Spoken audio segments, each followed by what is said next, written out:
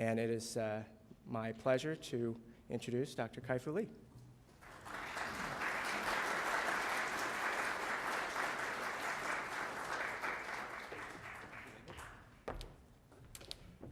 Well, thank you, David. Believe it or not, when David invited me to give this talk, I had no idea that I was going to start this new company, and I had no idea that David would be the one drafting a lot of our materials and helping us to raise fund. But it's wonderful. So that goes to show you what an AAMA invitation can do to one's career. And earlier, Anna talked about economic recovery. You know, in China, my answer is, what recovery? You know, we never had much of an economic problem, and now everything is going up. So in this talk, I want to just talk to you about why things are so exciting in the Chinese internet, to such an extent that I felt I needed to start my own company to take advantage of that growth. But it's not just all excitement. It's challenges, opportunities, and the Chinese internet is truly very different from the internet that we experience here in the United States. And that is why a lot of the American internet companies have had challenges going into China, Google being the one exception, I should point out. So what about China? Well, if you just look at the growth, right, on the bottom right shows the number of internet users in China and compared to other countries in Asia. And it's, when you think about Asian users, it's really Chinese users. And the number of users in China has exceeded that in the US, and it's now the largest internet country in the world. In terms of growth, it's currently at 338 million internet users in China. It's pretty safe to say the US will never have a chance to challenge that, since the population is not likely to grow that fast. And if you look at all the things that Chinese people do on the internet, it's similar but a little different from that in the States. So a little more detailed analysis will show you that things that are more fun, entertainment, are very popular in China. That you see the IM penetration is higher than the US. Games and music and video is growing rapidly, and in most cases larger than here. Whereas things like e-commerce has grown a lot, from 7% 5 years ago to 25% today, but only 1/3 that of the US. So it's clearly not quite the same internet as here. And what is the reason? I think most people in China would say, hey, it's just different. I would say yes, it is different, but it's largely due to one reason, that is actually not cultural.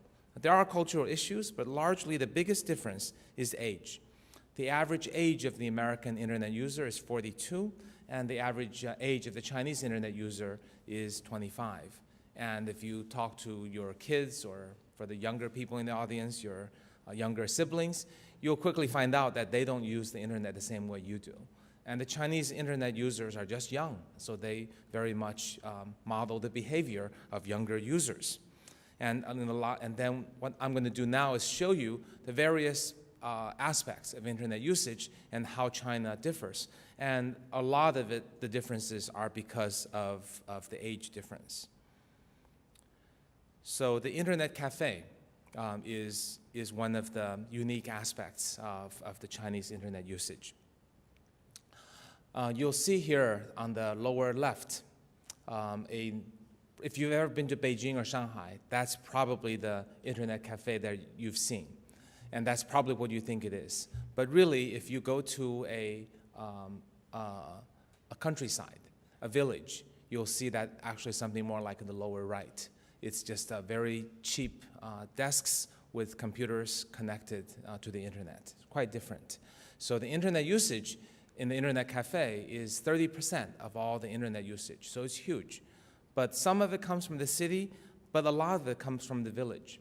So when I worked for Google, at first we thought, hey, the internet cafe, that's not all that important, because if you go to the left side of the internet cafe, what you see is just games and video and music. That didn't seem to be in the core of what Google's business was.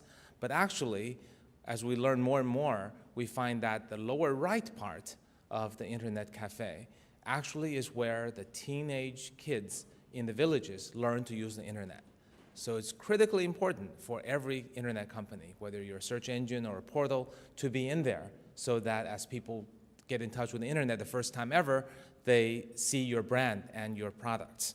So that was a good learning experience. But if you thought that's all there is to it, okay, internet cafe, mostly gaming, music, video, and where people first touch the internet, it's actually much more complex than that. You will see some very strange internet cafes if you look around the country.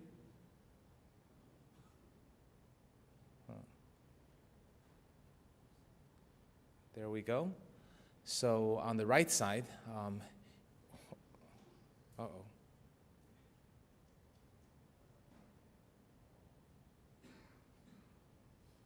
Stay. Okay. On the right side, you will see that there are, how should I say, accompaniment that could be arranged for, for surfing on the web. On the upper left, you'll see a dating room. This is one of the best places to take a girl out on a date for a college student.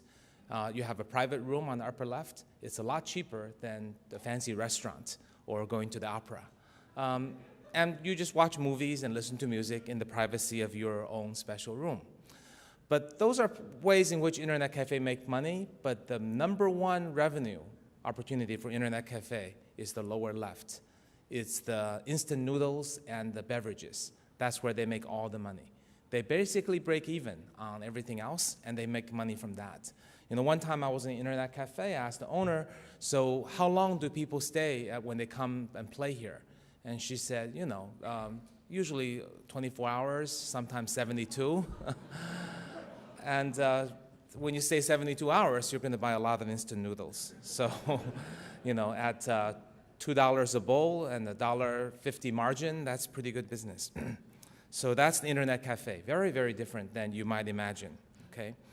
And then just the general reliance on the internet is very different. You know, in the US, yes, the internet's taking off. It's challenging the print industry. But in America, there are a lot of well-established brands that the internet can't instantly replace. We still rely a lot on print. But in China, you know, the print is much more controlled by the government and much less able to share information. So if you talk to young people, they pretty much stop reading newspapers. Okay? They pretty much rely on the internet completely for news and information, and sometimes rumor and scandals.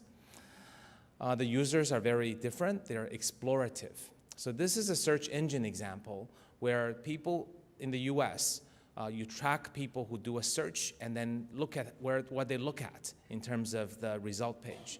On the left side is the American user. On the right side is the Chinese user. So the American user really focuses on the upper left, top few results, very action-oriented. I'm looking for something, I got it, I'm done. The Chinese user, they look everywhere. So you can basically, there are many reasons for this, but the primary reason, I believe, is that the Chinese users are just want to explore. They're not necessarily looking for one thing, but they want to look around at all the things they can learn and learn from those.